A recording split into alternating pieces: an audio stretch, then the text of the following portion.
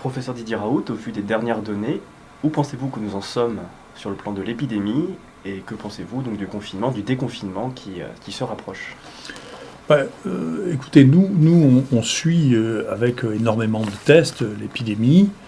Et donc, vous voyez qu'on a eu un pic qui était à ce moment-là, et depuis, on a une décroissance continue. Et donc, cette courbe, c'est une courbe en cloche, ça s'appelle une courbe en cloche. C'est la courbe typique des épidémies. La plupart du temps, ça se passe comme ça. Donc, l'histoire de rebond, c'est une fantaisie qui a été inventée à partir de la grippe espagnole, qui d'ailleurs a commencé l'été. Donc, il n'y a rien à voir. Et donc, généralement, ça se passe en une seule courbe, qui est une courbe en globe de cette nature-là. Et donc, moi, on sait que j'ai une erreur de prédire, et en particulier des modèles, mais cette manière de se construire est quelque chose qui est assez usuel pour les épidémies. Les épidémies ont disparu dans le temps, bien avant qu'on ait le moindre moyen de les contenir. Elles disparaissaient quand même. L'humanité est morte d'aucune épidémie. C'est comme ça. Les épidémies commencent, s'accélèrent, elles culminent. C'est le moment maximal de transmissibilité. Et elles diminuent et elles disparaissent et on ne sait pas pourquoi. De la même manière qu'on ne sait pas pourquoi quand nous, on suit depuis très longtemps les gens qui font un pèlerinage à la Mecque, qui reviennent à Marseille. Certains reviennent avec le virus de la grippe parce qu'ils ont rencontré des gens pendant la période pendant laquelle c'était épidémique. Mais comme c'est en été, il n'y a pas de cas secondaires parce que la grippe n'est pas transmissible ici en été. Je ne sais pas pourquoi, personne ne le sait. C'est ni la chaleur parce qu'il y en a en Afrique, ni l'humidité parce qu'il y en a en Afrique. Et donc c'est des phénomènes d'écosystème. Dans notre écosystème, nous, de pays tempérés, il n'y a pas de grippe pendant l'été, en tout cas de la grippe ordinaire. En revanche, il y a eu de la grippe espagnole, il y a eu H1N1, il y a eu la grippe de Hong Kong qui sont développées pendant l'été. Donc c'est un cycle général, habituel, qu'on voit, qui se reproduit assez souvent. Ça ne veut pas dire que chaque fois il va se reproduire, mais pour cette maladie dont on ne savait pas du tout comment elle se comporterait, on voit qu'elle se comporte comme ça. Et donc il y a des gens qui sont une très bonne équipe de mathématiciens de Singapour, qui ont du coup fait une projection en disant écoutez, si cette courbe se produit comme ça, essayons de voir si on retrouve la même courbe. Et donc ce qu'on voit, c'est que eh bien, donc eux sont à Singapour, donc ils essaient de prévoir quand est-ce que ça va s'arrêter, et puis ça c'est le monde, et puis ça c'est les États-Unis. Et vous voyez que ça marche très bien pour l'Italie. L'Inde a commencé un peu en retard, vous voyez que la Turquie a une courbe tout à fait comme ça, l'Angleterre aussi, l'Allemagne aussi, qui a l'air d'approcher de la fin. La France aussi, vous voyez, a le même type de courbe, avec des pics qui sont dus plutôt à des artifices sur le nombre de cas, et donc qui ressemblent, nous, à notre courbe. Et donc, bien sûr, encore une fois, les prévisions sont à prendre avec précaution, mais les dates qui ont été fournies par le président ne sont pas extravagantes, dans le sens où cette étude prédit que 97% des cas auront eu lieu aux alentours du 7 mai et 99% aux alentours du 19 mai.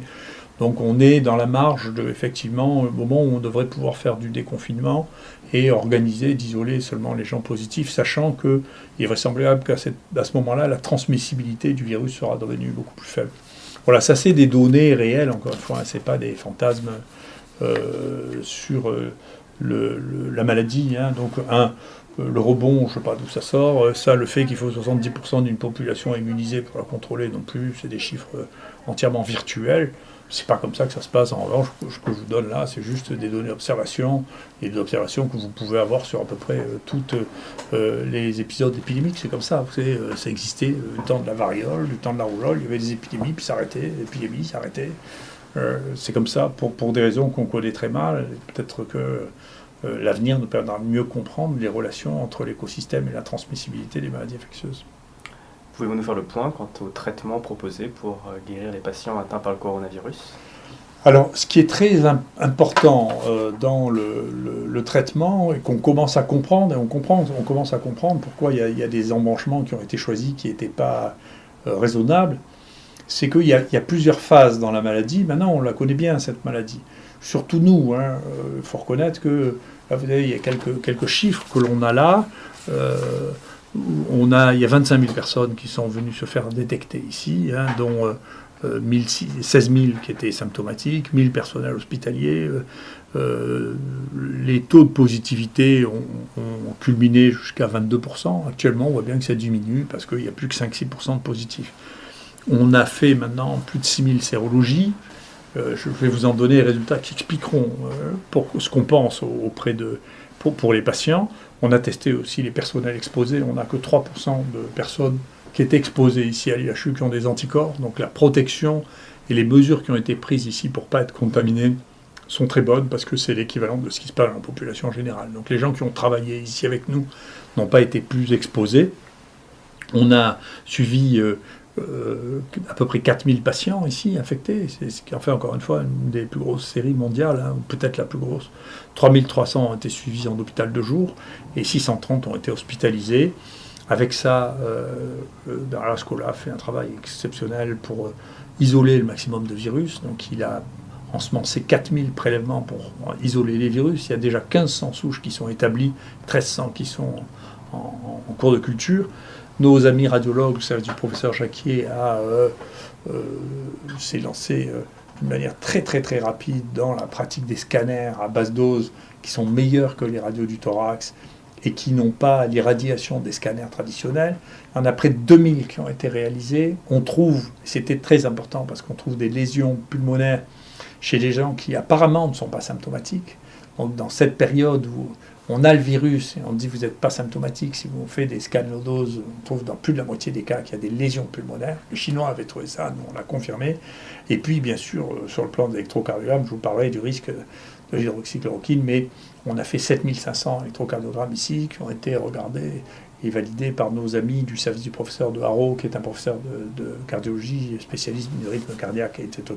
Avec ces virus, on a séquencé 434 génomes, je crois que ça fait le double de tout ce qui a été réalisé en France par ailleurs. Il y en a 309 qui sont analysés pour montrer ce qu'il existe de spécifique. Et puis pour les médicaments, on a fait à peu près 1400 dosages d'hydroxychloroquine et 500 d'azithromycine pour, bien entendu, évaluer la concentration des médicaments, comprendre de temps en temps pourquoi il y avait des échecs, et puis surtout éviter qu'il y ait des problèmes de surdosage, bien sûr, parce qu'il faut être attentif.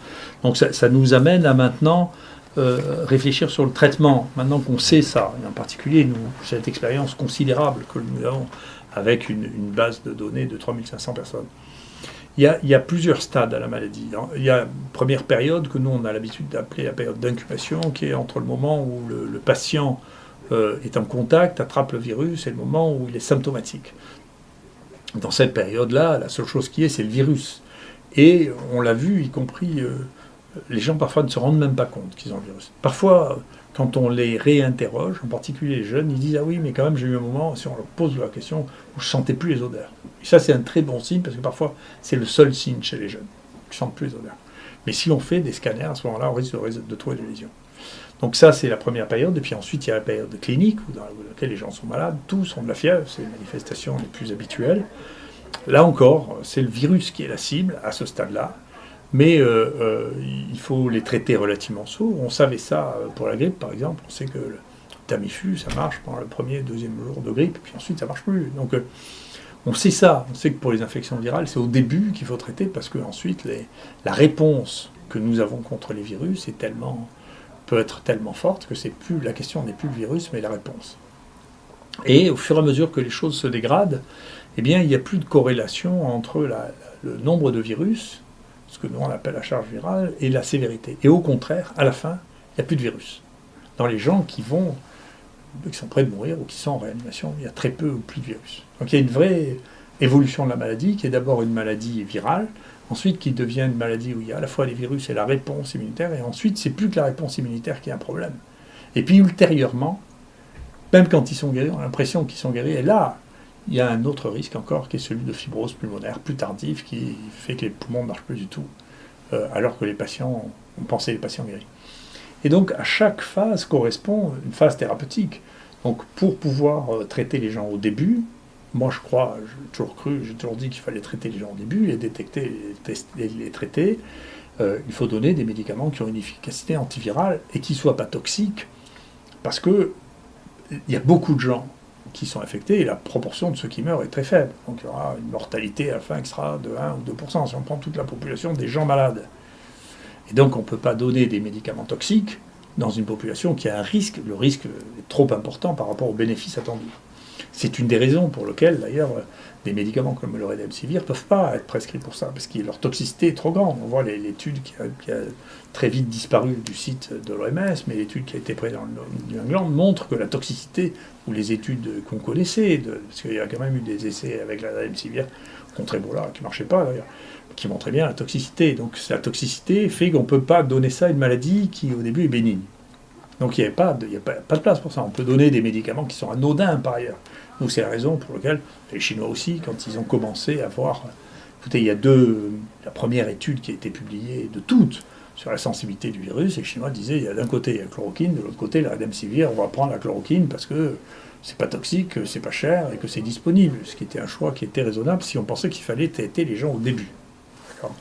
Donc ensuite, les choses s'aggravent. Quand elles s'aggravent, et là, c'est la réponse immunitaire qui devient importante. Il n'y a plus de virus. Et donc c'est là non plus, il n'y a pas besoin de Redemsivir, il n'y a pas besoin d'antiviraux à ce stade-là, puisque les antiviraux ne marchent plus, il n'y a plus de virus. Le problème, c'est la réponse immunitaire à ce stade-là. Donc il reste une place, probablement, pour l'hydroxychloroquine, qui est un modulateur de l'immunité. C'est comme ça qu'il a été utilisé.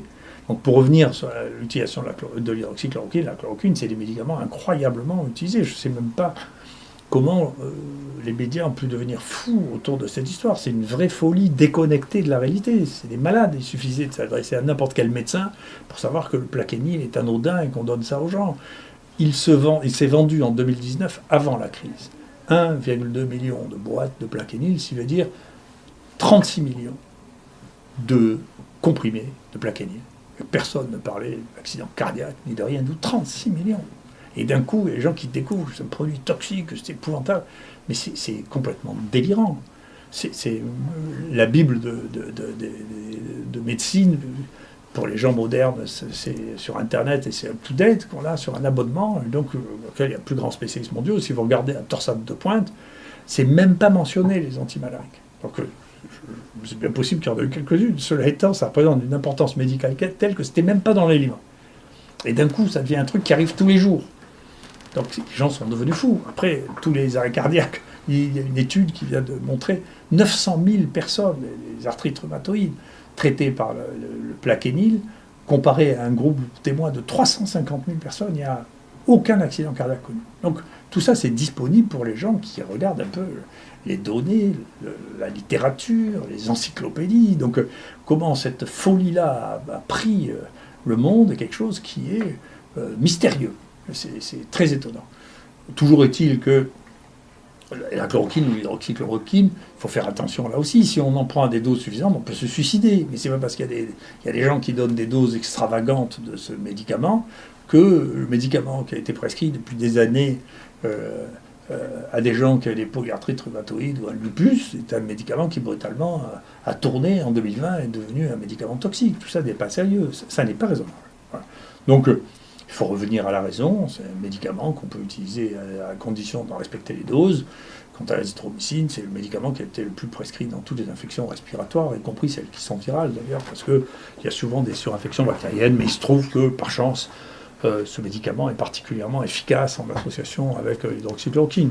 Donc nous, maintenant, on a traité plus de 3000 personnes avec ça, donc les choses se passent très bien, on n'a pas d'accident médicamenteux. Et donc, cette folie-là sur l'hydroxychloroquine résulte probablement effectivement du fait qu'il y avait un aiguillage au départ entre chloroquine ou Redemsivir, qui étaient les deux choses proposées par les Chinois. Et puis ensuite, les Chinois ont dit écoutez, nous, on fait une communication préliminaire en disant on a déjà traité une centaine de personnes et ça donne un effet positif. Et pour moi, toutes ces choses étaient assez simples. Donc, comment ça a pris une ampleur pareille, qui est de dire, écoutez, on a des gens qui sont malades, il faut les détecter, il faut faire une PCR pour les détecter, et puis il faut leur donner le truc qui semble marcher chez les gens qui sont les seuls au monde à avoir une expérience. Et puis voilà, on va voir ce que c'est. Nous, on a rajouté l'azithromycine parce que l'azithromycine marchait sur d'autres virus ARN, et que l'azithromycine est le traitement recommandé dans la pneumopathie. Et puis voilà, il se trouve que ça a eu un effet tout à fait remarquable. Donc, on continue comme ça, comme beaucoup de gens d'ailleurs, et encore une fois, beaucoup de médecins dans le monde ont utilisé ça, plus de la moitié qui ont été confrontés à ce problème ont utilisé ça. Donc, si vous voulez, je crois qu'au bout d'un moment, il faut revenir, il faut que la raison reprenne ses droits, là, et que on arrête de considérer que le médicament qui a été découvert il y a 80 ans et qui est utilisé depuis est devenu toxique en 2020. Quoi. C'est quelque chose qui laisse vraiment avec des doses pareilles. Moi, je ne peux pas imaginer qu'à dessus les gens ont mangé 36 millions de comprimés rien qu'en ville, hein, parce que je ne parle pas à l'hôpital, rien qu'en ville est devenu brutalement un truc mortel. Enfin, c'est une histoire. On ne sait pas comment c'est possible que des bruits comme ça se répandent. C'est quoi? Les gens ne lisent pas, ils ne demandent pas. Il suffit de demander à votre médecin généraliste est-ce que vous avez déjà prescrit le Plaquenil, mais tout le monde a déjà prescrit le Plaquenil. Ça n'existe pas. Alors, c'est des gens qui n'ont jamais pratiqué, je ne sais pas, ou des gens qui n'ont plus fait de médecine depuis 30 ans, ils ont oublié ce que c'était. Quoi. Mais c'est pas possible. C'est juste un truc invraisemblable. C'est pas possible. Quoi. Et donc, je ne sais pas comment on arrive à écrire des choses aussi spectaculaires. C'est incroyable. Après, les gens oublient une chose, c'est que, et en particulier cette maladie, donne des atteintes du cœur, qu'on appelle nous des myocardites. Et que donc, il y a des myocardites qui sont des myocardites mortels. Donc, bien sûr, que vous preniez un traitement ou vous ne preniez pas un traitement. Il y a des gens qui ont des myocardites qu'il faut surveiller parce qu'ils risquent de faire des troubles du rythme et puis en mourir. Puis d'autre part, on vit dans une époque où il faut avoir le maximum de sécurité. Et donc, c'est légitime de regarder les choses qui sont associées éventuellement avec des torsades de pointe, c'est-à-dire le potassium bas, c'est-à-dire d'autres comédicaments, la longueur du électrocardiogramme, et tout ça sont des choses que l'on peut faire. Et puis, si on fait ça, on n'a aucun ennui. Donc, tout ça est très simple, il ne justifie pas qu'on se mette dans des états pareils. Quel est le rôle des médecins aujourd'hui dans la crise? Alors moi j'ai trouvé, si vous voulez, que d'abord les médecins réagissent très bien. Je pense que la plupart des médecins, d'ailleurs, moi je pense que je suis en phase avec la plupart des praticiens qui voient des malades et qui disent écoutez, il faut faire quelque chose. Il y a beaucoup de gens qui réagissent comme ça en disant écoutez, les pneumonies, de manière, on a l'habitude, on leur donne de l'azithromycine, on leur donne le macrolide parce que les pnéumopathies, on les traite comme ça. Donc l'idée que on peut laisser les gens jusqu'à ce qu'ils aient une insuffisance respiratoire sans rien leur donner, c'est une idée. La médecine n'a jamais fait ça de toute l'histoire de la médecine. On soigne les gens, on leur donne quelque chose. Au moins déjà pour les rassurer, pour dire qu'on s'occupe d'eux. On ne peut pas dire les gens sont malades, on les laisse dans un lit jusqu'à ce qu'ils n'arrivent plus à respirer, et là ils vont à l'hôpital. Enfin je sais pas, c'est contre toute la pratique médicale depuis Hippocrate, donc on ne peut pas faire ça. On ne peut pas valider ça. C'est pas possible. Et donc les médecins en partie qui le font, et moi j'ai été très frappé parce que on a une analyse par la CNAM de la prescription de l'azithromycine et de l'hydroxychloroquine. Il ne faut pas croire que c'est une histoire de bataille entre les Parisiens et les Marseillais, hein, parce que ceux qui en consomment le plus, c'est les Parisiens. Donc, c'est peut-être les médias parisiens qui sont comme ça, mais les médecins parisiens, les malades parisiens, ils ne sont pas plus fous que les autres. Hein. S'il y a des médicaments, ils veulent les médicaments. Hein. Donc c'est une histoire de médias, je ne sais pas quoi, parisienne, mais c'est pas du tout les Parisiens. Les Parisiens, c'est des humains normaux, quand ils sont malades, ils veulent qu'on les traite, et les médecins, c'est les médecins normaux, quand leurs malades sont malades, ils veulent les traiter. Enfin, c'est des humains, enfin, c'est pas des extraterrestres, les Parisiens, quand même. Et enfin, je ne crois pas. Et enfin, il s'est passé une chose qui est tout à fait remarquable, absolument extraordinaire, c'est la qualité des soins en réanimation. Je ne sais pas comment c'est ailleurs, mais je sais à Marseille c'est comme ça. À Paris, mes amis me disent la même chose. Quand il y a ces formes de détresse respiratoire, en général, la mortalité est supérieure à 20-25%. Qu'on voit dans les séries américaines, c'est des mortalités absolument considérables, 25%. Et ici, les collègues, les amis avec qui on travaille nous disent non, on a une mortalité beaucoup plus basse, 9-10%. J'ai téléphoné à un collègue à Paris qui m'a dit on voit la même chose, 9-10%. Mais parce qu'ils ont un réseau de tous les réanimateurs entre eux, où ils s'échangent les informations qu'ils ont au fur et à mesure, qui ne sont pas encore publiées, en particulier sur la coagulation, c'est-à-dire qu'il y a gros troubles de la coagulation, ils ont changé leur thérapeutique, ils ont adapté à cette maladie en donnant des anticoagulants le plus tôt possible, pour éviter les embolies pulmonaires, qui sont une des causes de mort brutale. Ils ont aussi utilisé, hors protocole, des médicaments qui permettent de contrôler la réponse immunitaire. Maintenant, les protocoles vont être passés. Enfin, là aussi, il y a des utilisations, il faut sauver les gens. Donc, cette réponse immunitaire qui est devenue folle, il faut la contrôler. Il y a des médicaments pour ça. Donc, pour aider au contrôle de cette folie immunitaire, il faut utiliser ces médicaments. même s'il n'y a pas d'effet de truc randomisé, parce qu'il est question de sauver la vie des gens dans une situation qui est compassionnelle. C'est ce qu'on appelle de la thérapeutique compassionnelle. Donc il faut se servir de ces outils-là sur les thérapeutiques compassionnelles, c'est-à-dire que quand on a des situations aussi graves, il faut utiliser tout ce que l'on peut utiliser pour sauver les gens. Donc tout ça, cette approche-là, et la qualité de la réanimation française qui a eu une réaction incroyable, parce que les réanimations ont été débordées, il y a eu des réanimations qui ont été installées dans des conditions qui sont quasiment des conditions de guerre. Le résultat de ça est tout à fait exceptionnel. On aurait pu avoir, honnêtement, 30% de morts en plus s'il n'y avait pas eu la qualité de cette réanimation et la qualité de la prise en charge. Et donc ça, je pense que c'est très bien.